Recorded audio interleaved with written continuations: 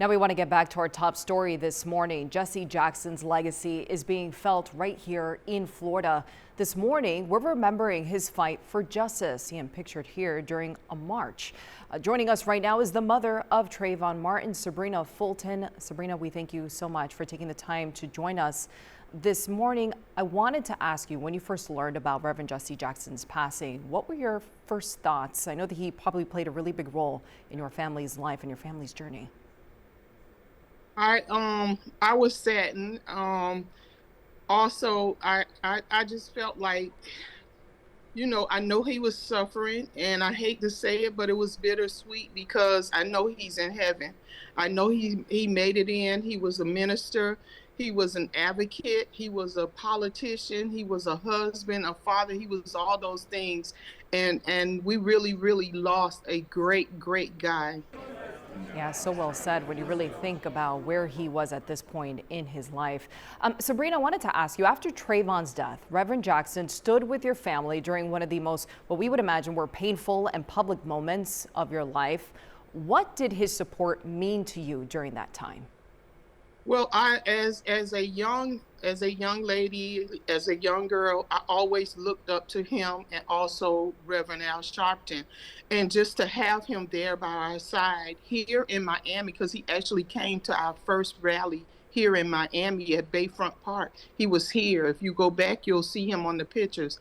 And I just, I was just so like floored, like he didn't even know Trayvon, and this meant so much to him as an advocate to stand with us. And I am grateful. I am indebted to him. I am indebted to him and his family. And I would see him every year at Reverend Sharpton's National Action Network convention in New York, and I would get a chance to see him, but his health was deteriorating, and it was obvious. But he was a very jovial person. He was a very stern person.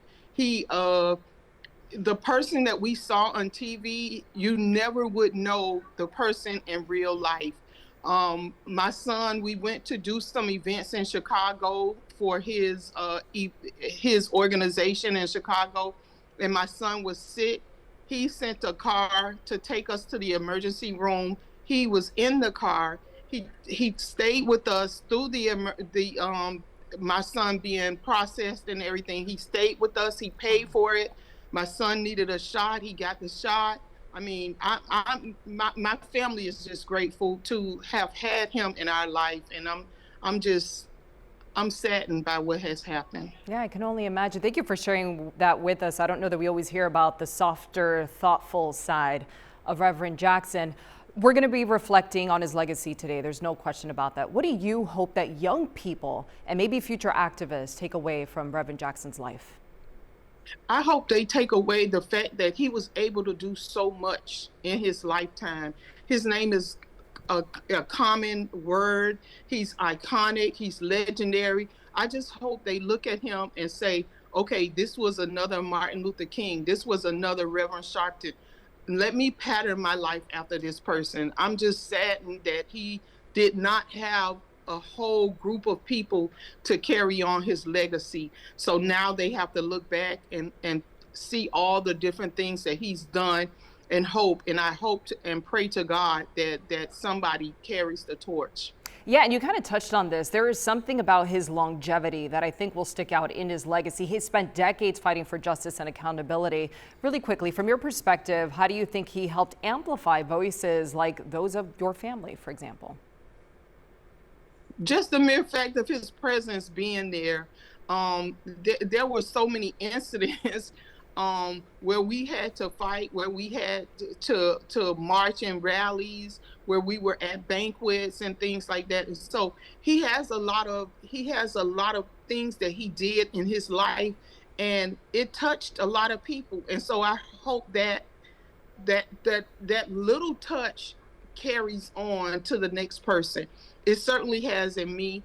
I'm going to make sure that I do something in his name with the Trayvon Martin Foundation, and he lives on. He lives on in all of us.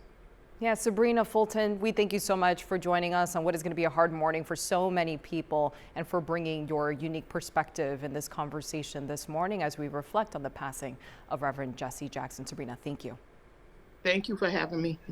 And you can keep it right here for continuing coverage on Jesse Jackson's death. The family says final arrangements will be released very soon. Public observances will be held in his hometown in Chicago.